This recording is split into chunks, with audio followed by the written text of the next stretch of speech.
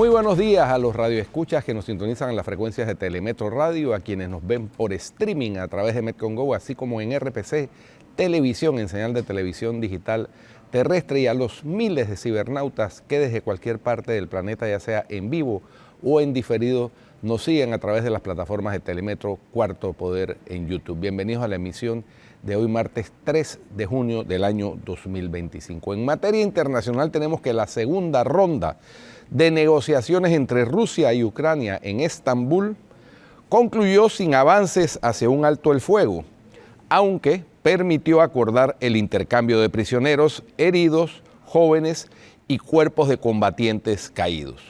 Moscú presentó un memorándum con exigencias territoriales y militares que Kiev considera inaceptables, entre ellas la cesión de regiones ocupadas y el fin del apoyo occidental. Pese a las tensiones, ambas partes abrieron la puerta a una posible cumbre internacional con la participación de Volodymyr Zelensky, Vladimir Putin, Donald Trump y el presidente Erdogan para buscar una solución política al conflicto.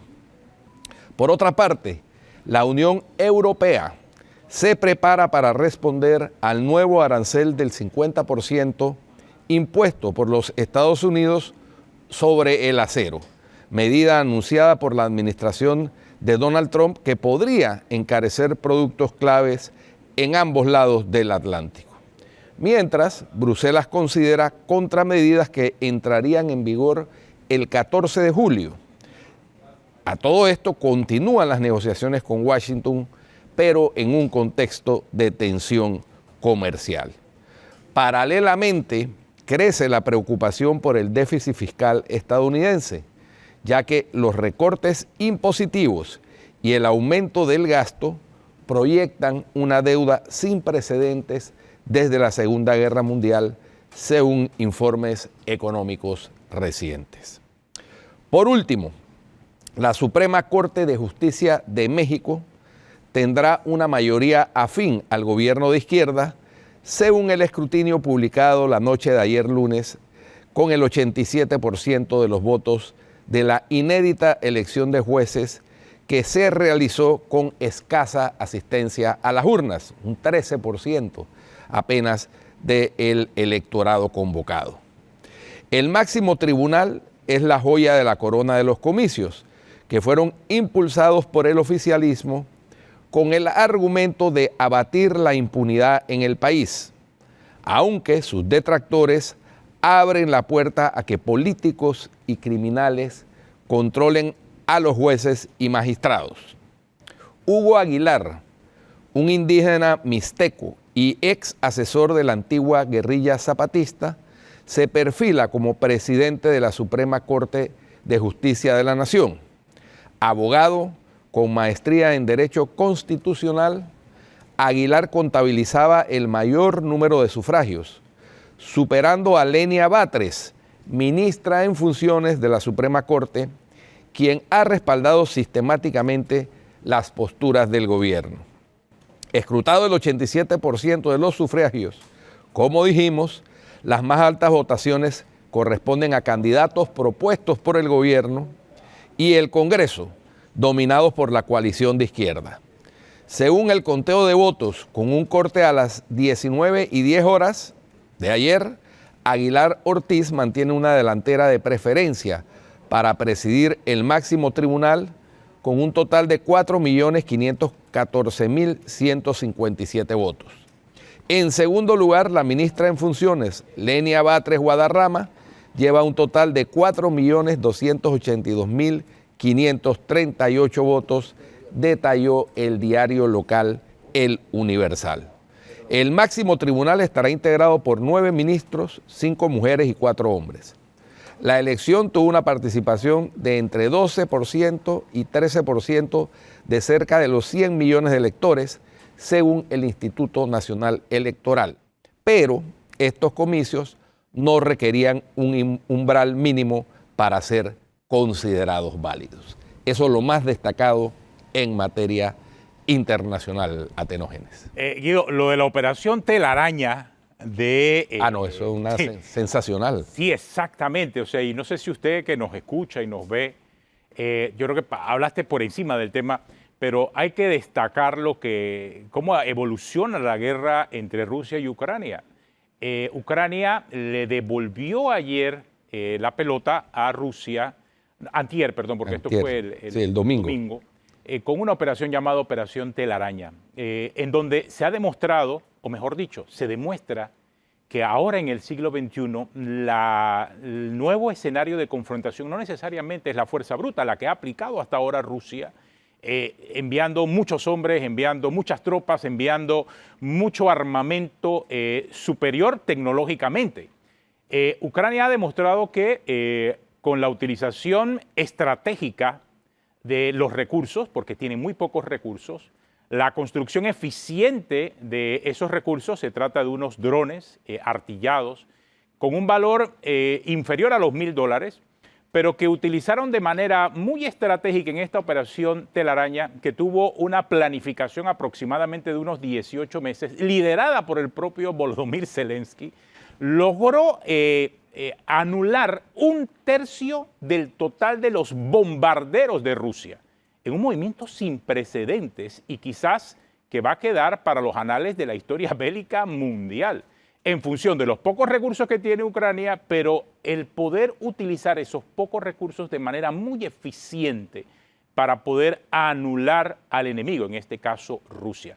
Realmente el ejemplo de esta táctica y esta perfecta utilización de esos recursos va a quedar para los libros de historia y de estrategia militar. Insistimos, un hecho sin precedentes, esta operación Telaraña que llevó adelante Ucrania contra Rusia el domingo y que demuestra que a pesar de que ellos están en este momento en estas conversaciones adelantadas por el gobierno turco, no necesariamente significa que ya han entregado todo. Todavía falta mucho por verse en esta guerra muy lamentable entre Rusia y Ucrania. Y Ucrania, pues, a pesar de que inferiormente es considerado pues, el más débil en la contienda, no necesariamente por eso el más débil es el que tiene o se queda sin herramientas de defensa, y lo acaba de demostrar Ucrania en ese movimiento. David le causó a Goliat un segundo Pearl Harbor. Exacto. Básicamente. Y así lo calificaron, tú sabes que de esa manera lo calificaron los propios,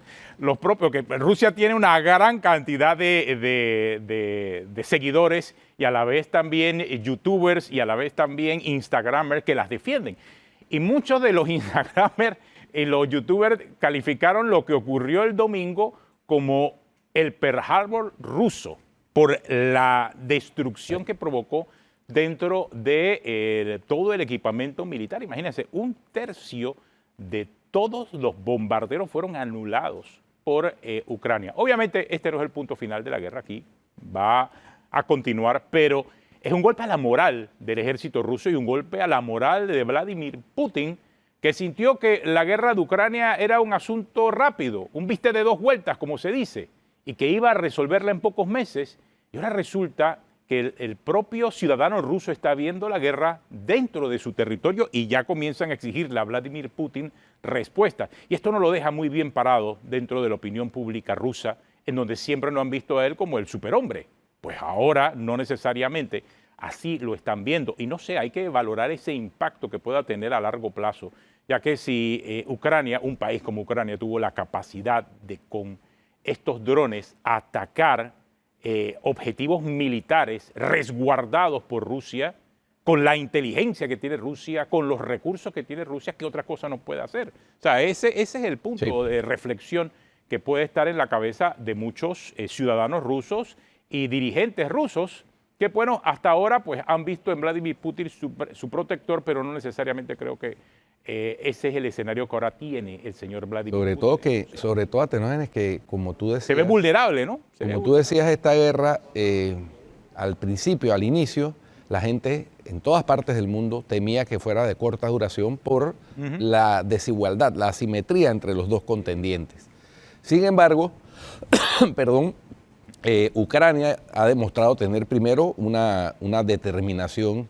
Su presidente, Volodymyr Zelensky, a quien también algunos líderes habían tratado de disminuir por sus antecedentes, que era un actor de comedias resulta ser que ha demostrado tener las garras, la entereza, la integridad para sentarse incluso en el Salón Oval de la Casa Blanca y decirle al presidente de los Estados Unidos en su cara que está equivocado, ¿no? Sí. Entonces, bueno, también ha demostrado tener estrategia, tener determinación y tener capacidad de acción independientemente de la asimetría entre el ejército ruso y el ejército ucraniano, y le ha causado a Rusia muchos daños, tanto en pérdidas de vidas de soldados como en pérdidas materiales. Este último de la Operación Telaraña, pues sí, una operación desde el punto de vista de estrategia militar simplemente sensacional y que, como bien anotas, Atenógenes quedará en los anales de la historia de las guerras. Así desafortunadamente, porque es una historia mala que no debe ser contada, pero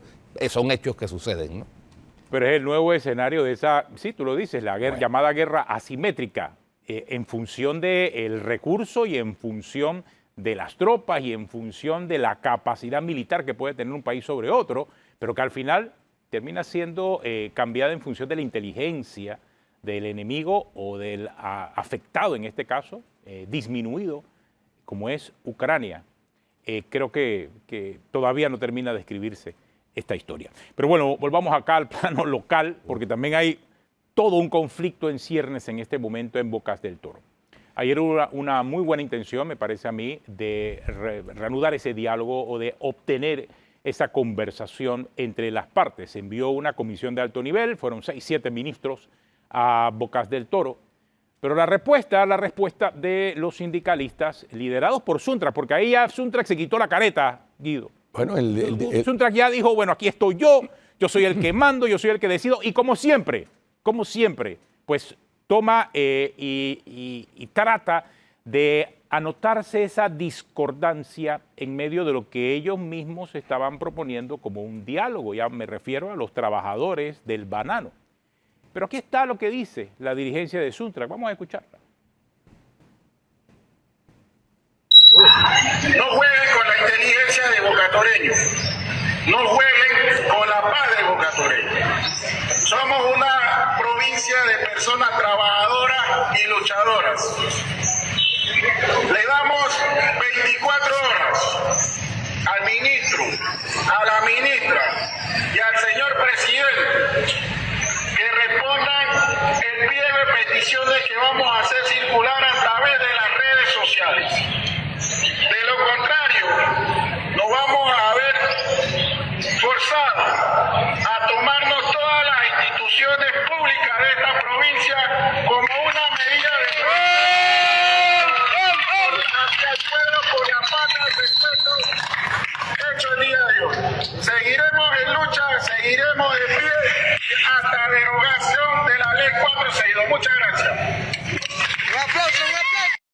Bueno, es lo que dice el dirigente de Suntrack. Diomedes Espinosa. Diógenes Espinosa.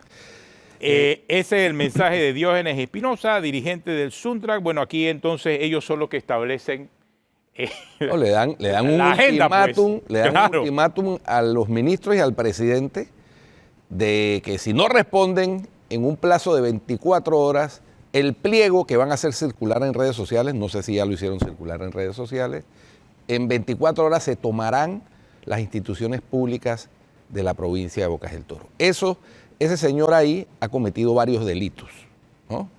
Entre ellos la apología del delito, porque está anunciando que van a cometer delitos. ¿Qué delitos?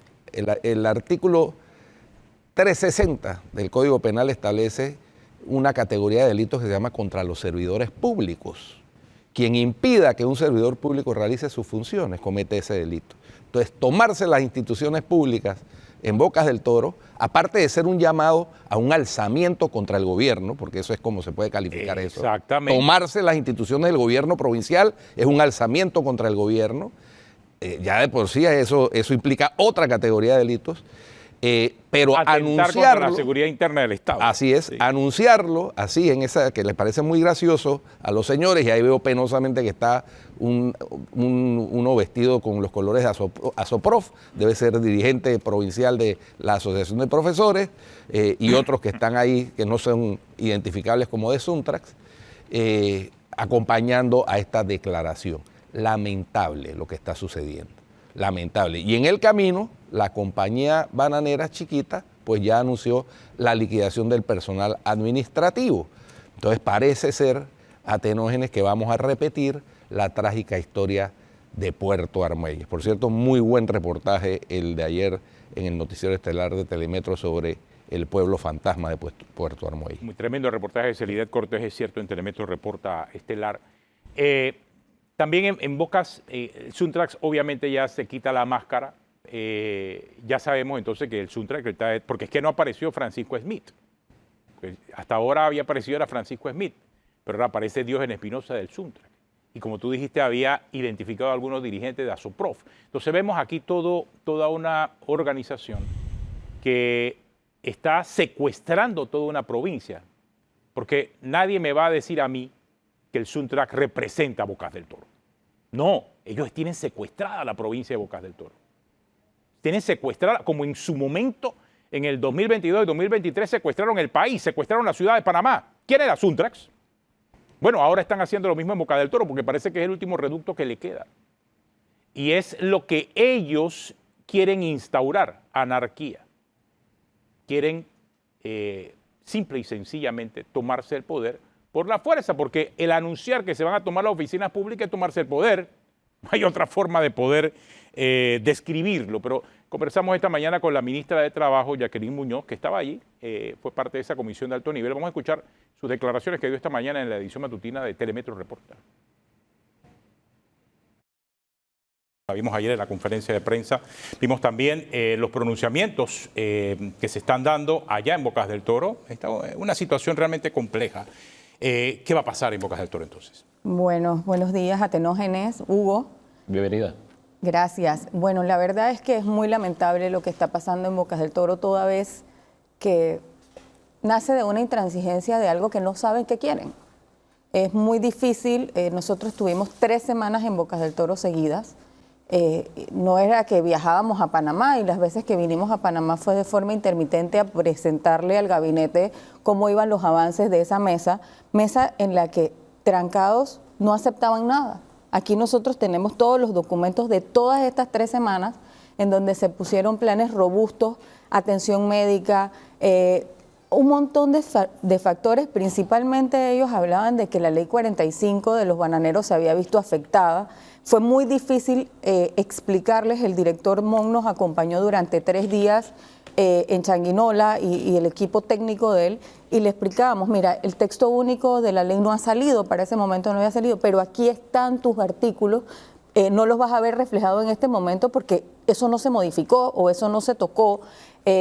También hablaban mucho del artículo 144 que habla del 50% de incapacidad, y el doctor John le decía, espérate, pero es que tú no puedes estar 50% incapacitado, o tú estás incapacitado o no estás incapacitado, eso no es correcto. También le quitaba la discrecionalidad a los médicos de decir, como tú no tienes tanta incapacidad, debes ir a trabajar y los riesgos son, pero no hubo manera de hacerlo entender. Y lo más difícil fue cuando uno de los dirigentes nos decía al ministro Moltoy y a mí, y agarraba un documento y decía, es que yo le quiero celebrar el cumpleaños a mi ley.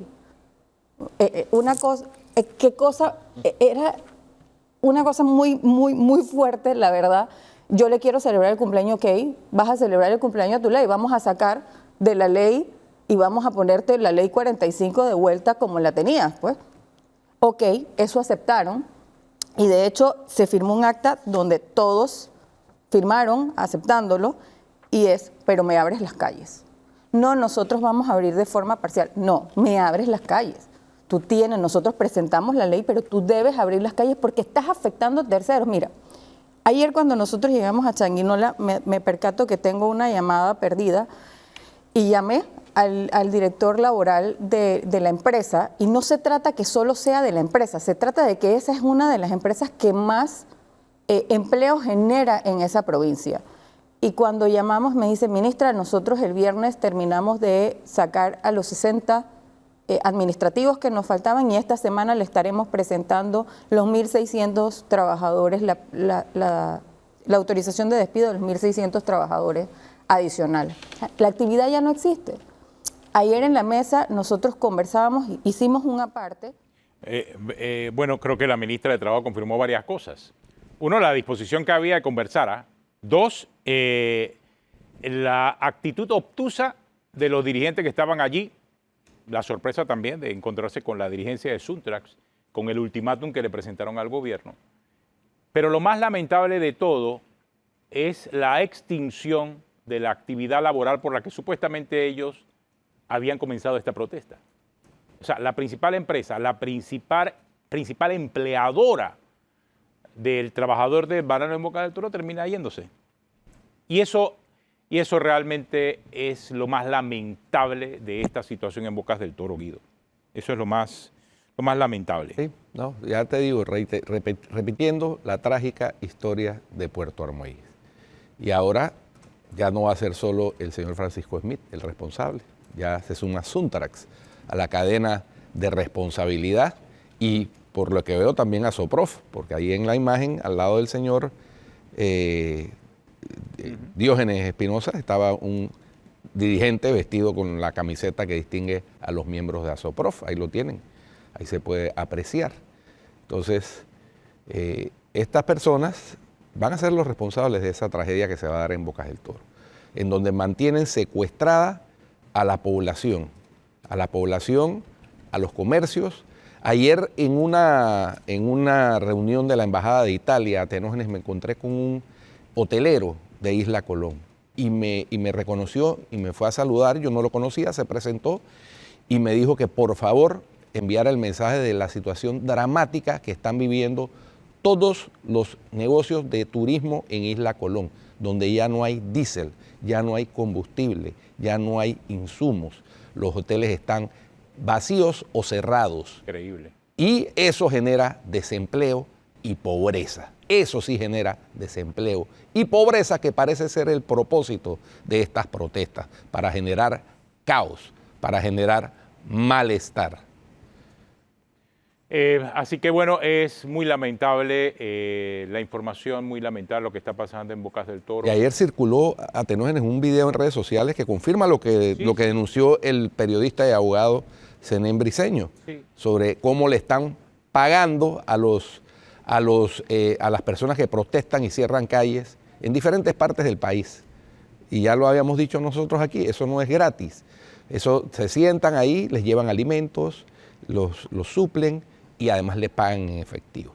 Eso, ahí está el video en donde se ve claramente cómo esta persona está distribuyendo dinero en una calle en donde están presumiblemente protestando y cerrando la calle en supuesta protesta contra la ley 462 del Seguro Social. Qué triste la situación ahí en Bocas del Toro. Bueno, esperemos a ver qué va a ocurrir.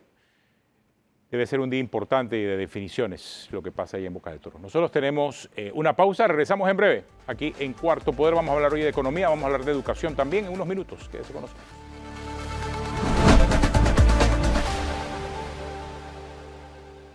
Bueno, continuamos aquí en Cuarto Poder. Oye, me está llegando un video aquí de Bocas del Toro, porque siempre estamos recibiendo contribuciones de nuestros televidentes que nos ven allá en Bocas del Toro.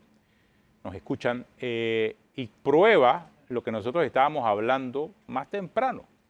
Porque es que vimos que ya ayer algunos se quitaron la máscara. O sea, vimos que ya Suntrax se quitó la máscara y dijo, aquí esto nos lo tomamos nosotros. Asoprof estaba al lado de Suntrax. Francisco Smith pues quedó como en la silla de atrás y él era el que estaba dirigiendo hasta ahora todo lo que estaba pasando en Bocas del Toro, cerrando las calles y ordenando los cierres. Pues ahora ya es responsabilidad de Suntrax. Pero hay también movimientos políticos que se están uniendo. Y ahora vamos a presentar el video, me avisa cuando está listo. Vamos a presentar un video que me enviaron donde se confirma ese asunto. Porque es que hay otros sectores involucrados aquí. Hay otros sectores políticos involucrados aquí y ahora vamos a hablar de eso porque de verdad las confirmaciones comienzan a llegar. Pero bueno, esta mañana tenemos la visita de Domingo Latorraca, de Yair Velázquez. Domingo pues nos va a hablar acerca de la situación económica del país con el informe de Elemente. Y Yair Velázquez nos va a hablar acerca de la situación educativa del país, por lo que está pasando con el paro docente y el impacto que está teniendo en el aprendizaje de los niños, niñas y adolescentes de este país. Comencemos con Domingo. Domingo, Gracias por acompañarnos aquí en Cuarto Poder. Bienvenido. De vuelta, te había perdido, varias veces te había perdido. Desde febrero me tenía un... Pero ya regresa a los análisis del Ya Inter, los análisis los hemos seguido haciendo, pero hemos estado un poquito resguardados. Y en mayo, producto de las protestas, realizamos un sondeo extraordinario, ¿no? 238 empresas participaron y hoy en día tenemos mayor capacidad, digamos, de filtrar información, digamos, de segregar actividades, digamos, y de esta encuesta, y hemos hecho algunos ajustes también a lo que estamos haciendo. Yo diría que son como 8 puntos más importantes. Primero, los efectos sobre la cadena de suministro, en algunas actividades en particular y por supuesto en algunas provincias en particular, dificultades con por la asistencia de personal, los efectos severos en las actividades de salud. 8 empresas participaron, todas están siendo afectadas de manera importante. Ahora les podemos dar algunos detalles. Por supuesto también turismo, construcción, la cadena de suministro en las industrias, en el sector agropecuario. Bocas del Toro, ni hablar, es la provincia donde hay mayor afectación en cuanto a cierre total de las actividades. Y también realizamos un ejercicio con respecto a las micro y pequeñas empresas y los efectos que están teniendo estos cierres, que contrario a lo que se profesa, a quienes están afectando más es al micro, pequeño empresario, ¿no? Ese empresario que sale a la calle a vender y sobrevivir, a comercializar, o que tiene una pequeña hortaliza. Realmente los efectos son muy significativos. Es el que está recibiendo el golpe, pues. Por supuesto. Es el que está recibiendo el golpe. Por supuesto. 62% de las empresas reportan efectos altos o medios sobre sus ingresos. 44% de las empresas en todo el país indicaron que su cadena de suministro está sufriendo efectos altos y medios, y 20% están reportando dificultades en la asistencia personal, sobre todo en el sector de la construcción. Así que sí estamos viendo muy pocas empresas, no hay un problema de seguridad, afortunadamente. 7 de 8 empresas están teniendo, reportan efectos altos y medios sobre sus ventas, y 63% en la cadena de suministros y asistencia personal. Así que sí hay un efecto muy importante. Hicimos un análisis sobre las empresas micro y pequeñas, que son con ingresos hasta $1 millón. 70 empresas participaron, o sea, que participaron de todas las actividades, comercio al por menor, construcción. 54% de estas micro y pequeñas empresas están teniendo efectos importantes en cuanto a ingresos, en cuestión a asistencia personal y la cadena. Es que veo que prácticamente 88%, casi 9 de cada 10 empresas tienen efectos en sus ventas, por ejemplo. Correcto, por supuesto. En sus ventas. Y si golpeas en las ventas, golpeas en los ingresos, golpeas obviamente en la actividad económica. Y esto solamente en función de la incertidumbre que ha provocado este mes y medio de protestas. Así es. Y ya hicimos un análisis en esta ocasión, y ya vamos a comenzar, nos comprometemos a comenzar a medir también los efectos, digamos, y la actividad por provincia, ¿no? Y por supuesto tenemos que aumentar esa participación, pero las provincias con mayor efecto, por supuesto, Bocas del Toro, 37% de las empresas totalmente cerradas, es decir, no están operando.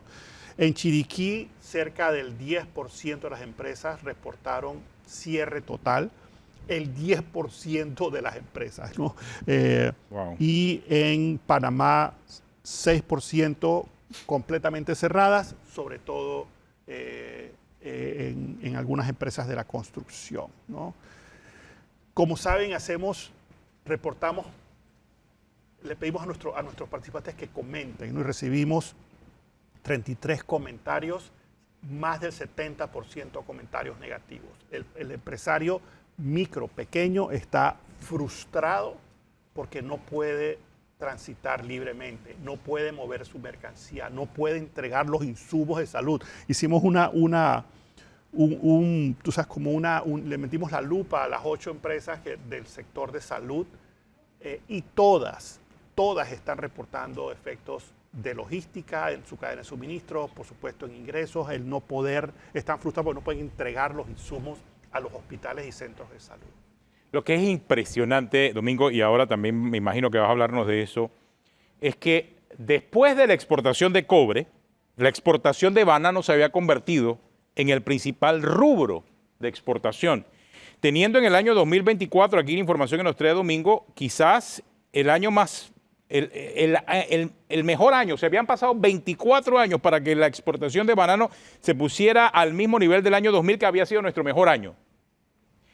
Y cuando teníamos el mejor momento en la exportación de banano, pareciese que todos los grupos esos allá en Bocas del Toro se pusieron de acuerdo para destruir el producto que estaba haciendo prosperar a Bocas del Toro. Es increíble lo que está ocurriendo en Bocas del Toro. Y estos son números fríos, es cierto, pero hay que darle el contexto. Y el contexto aquí se da en función de lo que la historia indica acerca de la exportación de banano. Imagínense, el crecimiento entre el año 2023 a 2024 prácticamente triplicó. No, ¿qué digo triplicó? O sea, de 4 a 17%.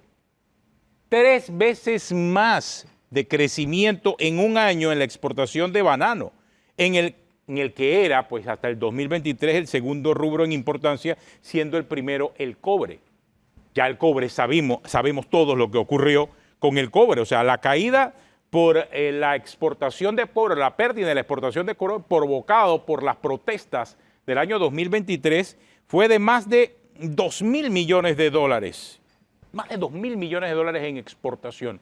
Y cuando hablamos de exportación, entendamos específicamente que ese es dinero que deja de entrar al país. Porque cuando exportamos estamos vendiéndole algo al mundo y ese mundo nos paga a nosotros y recibimos ese dinero. Bueno, dejamos de recibir 2.000 y pico millones de dólares. Eso fue del 2023 al 2024.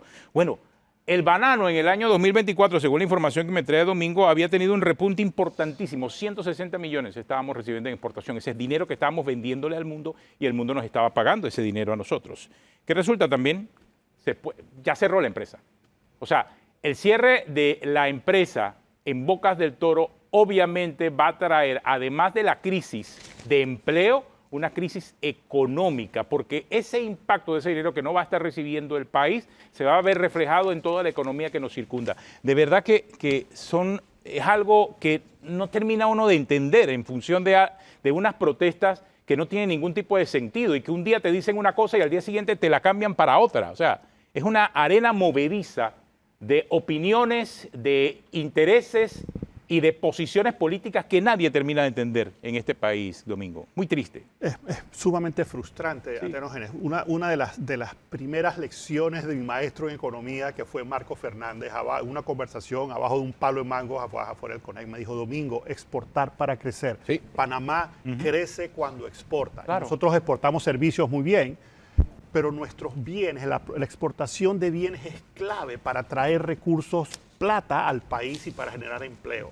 Y nos encargamos se encargó un grupo sindicalista radical que nada tiene que ver con, digamos, con los intereses de la mayoría de los trabajadores, sino sus intereses políticos. Se encargaron de destruir la producción de exportación de banano en Puerto Armuelles al principio de los años 2000 y hoy en día están a punto de destruir el principal rubro de exportación. Entonces, en los últimos años es terrible, pero estamos matando los dos productos más importantes de exportación que tiene Panamá, con los grandes retos que Panamá ha tenido históricamente para exportar bienes. En menos de 2 años. En menos de 2 años. Para no hablar de la tragedia que significó el caso Panama Papers para otro producto de exportación, que eran los servicios. ¿no? Así es. Entonces, lo que estamos es como en una especie de autosuicidio, autolisis del país. Autodestrucción. ¿no? Autodestrucción del país. Y entonces, pero la gente sigue repitiendo cosas que no son ciertas en redes sociales, difundiendo cosas que no son ciertas, hablando de dictadura. Hágame el favor, se ve que no saben lo que es vivir en dictadura. ojalá pudiéramos recrear algunas de las escenas lamentables de cuando vivíamos en dictadura. Recuerdo en recientes días se conmemoró el aniversario de las elecciones de 1984, de cómo salió la fuerza pública a reprimir y a golpear a personas que simplemente estaban parados en la calle frente a cualquier sede de los partidos políticos de oposición. Eso era dictadura. No esto, que es que el gobierno tiene la obligación de impedir que se cierren las vías para evitar precisamente el colapso económico, sobre todo de los micro, medianos y pequeños empresarios, que son el 90% de la actividad económica de este país. Y entonces ellos son los principales afectados cuando 4 bellacos, los que les pagan encima dinero, cierran una vía, tumban un árbol para cerrar una vía en el Darién o en San Félix, ¿no? Impidiendo el libre tránsito, violando un derecho fundamental, violentando la convivencia pacífica. Eso no son protestas pacíficas, eso son protestas violentas y que además tienen un propósito claramente político e ideológico. Hay que llamar las cosas por su nombre. Así son. Guido, y sumo no solamente el 84, el 10 de mayo de 1989, cuando la dictadura militar anuló las elecciones, si recuerdo. También. Ese día trágico. Claro. Yo recuerdo claramente porque yo estaba en la calle y fui encañonado. Así que, o sea, eso es dictadura. La golpiza que le dieron a los candidatos triunfadores en las elecciones de mayo del 89 en el Parque de Santana, los batallones de la dignidad. Eso es dictadura. Eso es dictadura. Aquí no hay dictadura, señores. Aquí dejen de estar repitiendo sandeces. Pero además, en medio de toda esta afectación económica, vamos a hablar de la parte quizá más trágica del asunto, que es la afectación infame a los jóvenes, a la juventud, a los jóvenes que reciben o que quisieran recibir el servicio de educación pública por parte de profesores y maestros que están en paro también hace ya 4 semanas casi. Así es, muy buenos días, agradecer por el espacio. La Fundación para el Desarrollo Económico y Social de Panamá y Jóvenes Unidos por la Educación ha presentado un estudio el día de ayer denominado Un sexenio perdido, efectos de la crisis de interrupciones educativas y esa interrupción, impacto que tiene económicamente y socialmente en la población.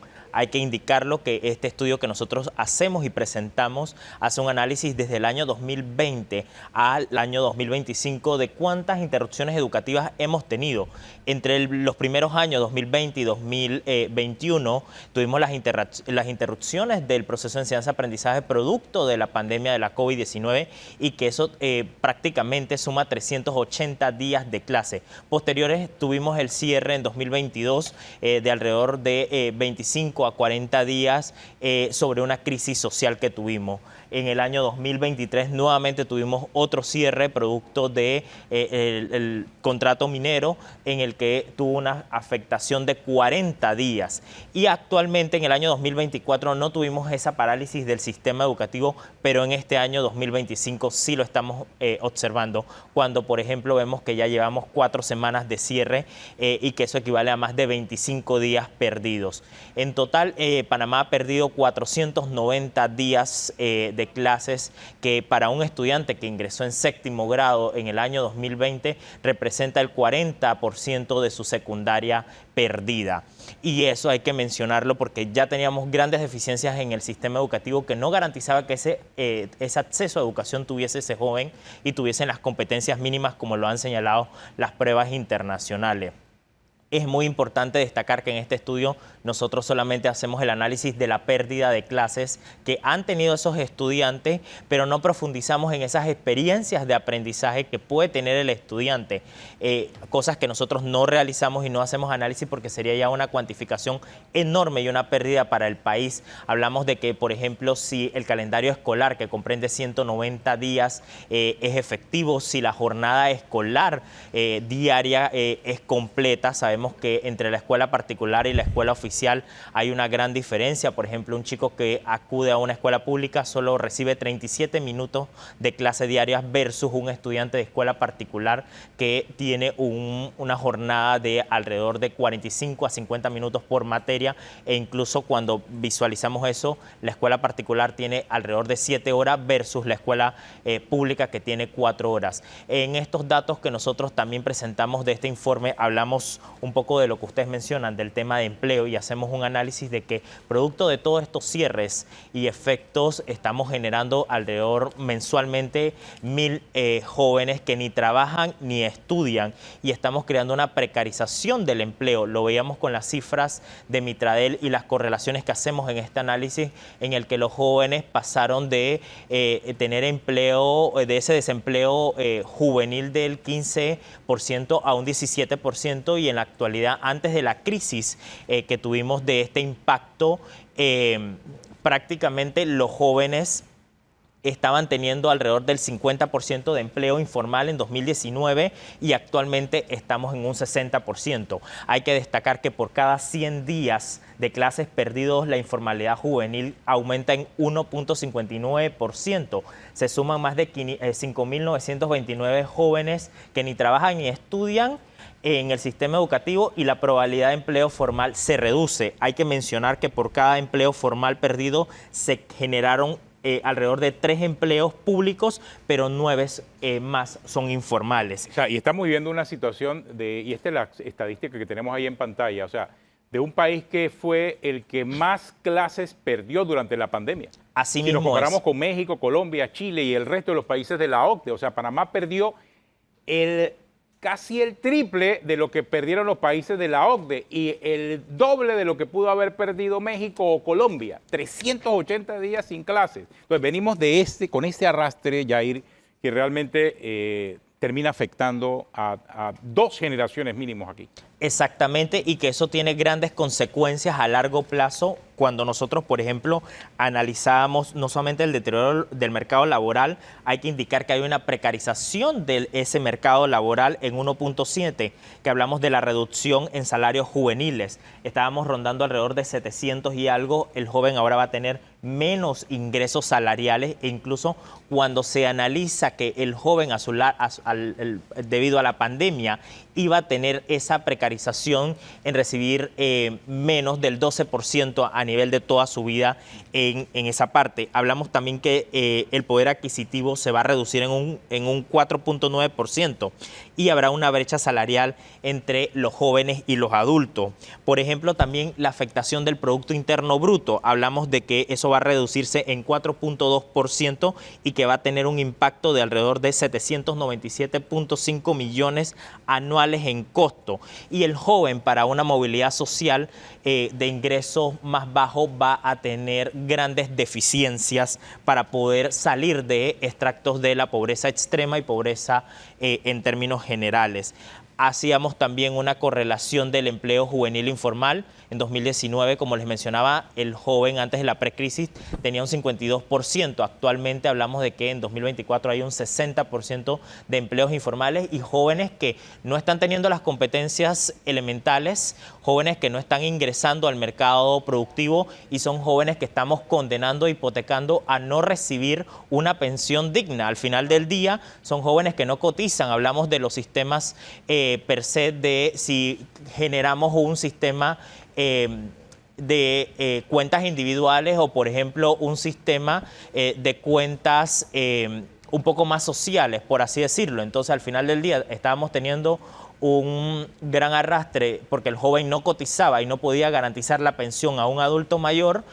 Ahora lo estamos viendo en una mayor crisis. Increíble. O sea, de la manera en que la educación también ha sucumbido posterior a la pandemia, a una etapa que debiese ser de recuperación, porque pasó la pandemia y todo el mundo esperaba una recuperación. Algo similar ocurrió en la economía.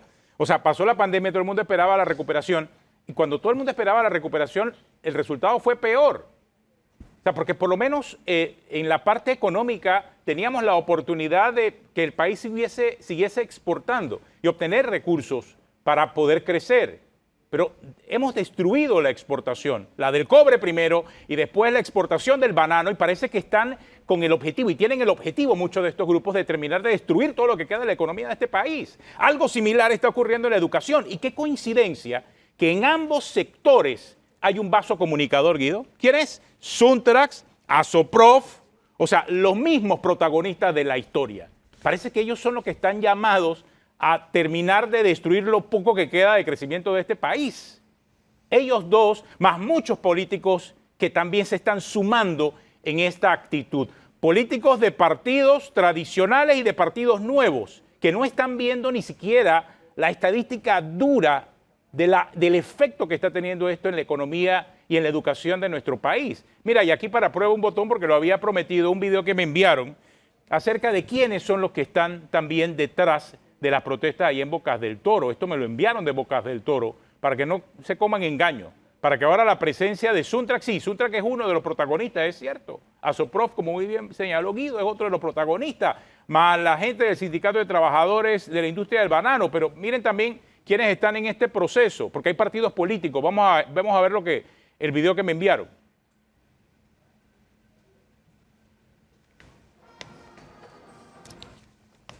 Ya no está dando la fila de la comida ahorita, ¿ves?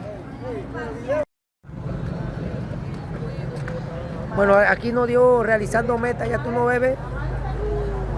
Realizando meta, ya no está dando la fila de la comida ahorita, ¿ves? De gobierno, realizando metas. Pero su líder anda enviando videos para burlarse del pueblo panameño de cómo está disfrutando de su exilio dorado. Entonces, el de él sí es dorado porque con el dinero que saqueó de las arcas del Estado panameño se está dando la gran vida. Entonces aquí vemos que hay protagonistas políticos en la historia y no necesariamente son los protagonistas que uno piensa. Aquí todo el mundo está pescando en río revuelto. ¿Con qué objetivo? Como terminar de destruir lo poco que ha quedado de Panamá. Y eso es lo peligroso. Tenemos una pausa y regresamos aquí en Cuarto Poder.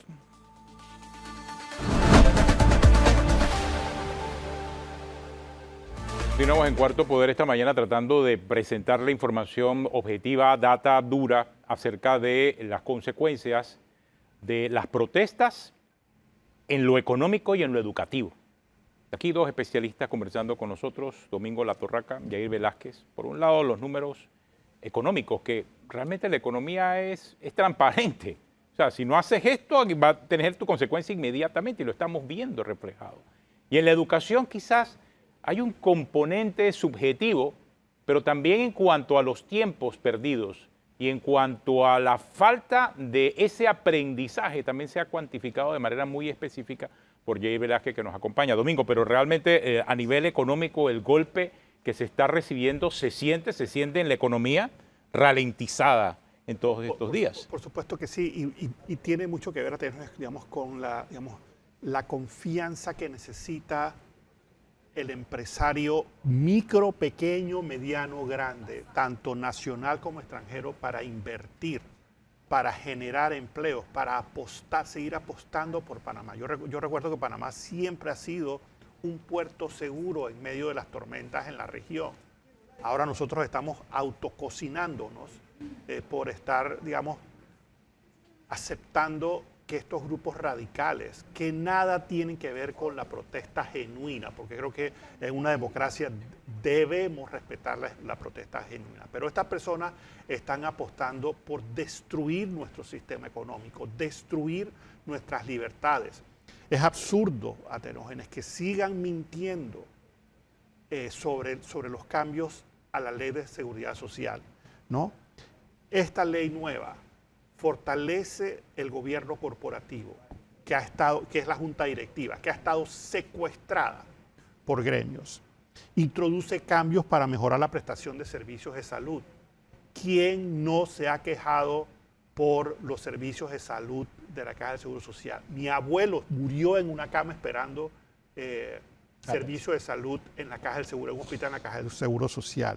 Aumenta la eficiencia y productividad, da espacio para que el Seguro Social pueda despojarse de procesos, tecnología, estructura antigua y actualice su estructura. Y por supuesto introduce un sistema de pensiones nacional que nos da la flexibilidad de controlar con cuánto y cuánto nos jubilamos. No privatiza, no aumenta la jubilación, no aumenta la cuota del trabajador. Sin embargo, esto es lo que se sigue gritando, mintiéndole a la población. Es realmente terrible lo que está sucediendo.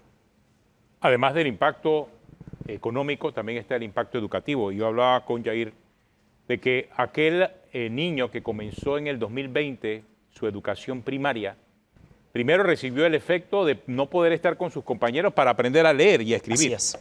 Y hoy en día está en un quinto, sexto grado, Yair. Esa Así es la mismo es. triste realidad. Y es una tristeza porque al final del día el estudiante no está teniendo las competencias, un estudiante que inició en primer grado, que requería poder aprender a leer y a escribir a través de diversas estrategias del proceso de enseñanza-aprendizaje en sexto grado, no está teniendo esa competencia y por eso es fundamental hacerle el llamado directamente a las autoridades del Ministerio de Educación. Panamá desde el año 2020 ha tenido una serie de protocolos que deben ser adoptados por esta administración y que durante estas crisis que hemos tenido se han utilizado. Hablamos de la plataforma Ester, hablamos de protocolos de educación a distancia como son la TV y la radio, utilizar estrategias focalizadas donde el país ha invertido como las guías PRISA, el programa ATAL, Aprendamos Todos a Leer, también el rediseño para el Mitradel de estos programas de reinserción laboral para los jóvenes, garantizar incluso dentro de la plataforma Ester esos cursos que puedan tratar de balancear las competencias que necesitan los estudiantes en lo que son sexto año, cuarto y quinto año para poder ingresar a ese mundo productivo. Panamá no puede continuar con las aulas cerradas ni tratar de garantizar ese es un derecho que se debe garantizar y lamentablemente se ha coartado con estas interrupciones. No hemos profundizado, por ejemplo, cuando la escuela no puede recibir al estudiante porque no tiene agua potable, porque no tiene electricidad o porque las infraestructuras hace 15 años no se les hicieron el mantenimiento adecuado. No entramos en detalle, por ejemplo, si se cumplen los 190 días del calendario escolar, si el docente tiene una formación adecuada o utiliza las estrategias adecuadas para sus estudiantes o inclusive si el estudiante accesa al sistema educativo. Actualmente hay que indicarlo en los estudiantes y eso es una cifra que nos encantaría que el Ministerio de Educación nos pueda indicar. El tema de deserción escolar, que tampoco hemos entrado en detalle. Cada día que el estudiante deja de asistir a clase, el estudiante prácticamente se encamina a formar parte de pandillas, a no trabajar ni a estudiar, e incluso efectos sociales de pandillas que lo hemos estado observando en las cárceles.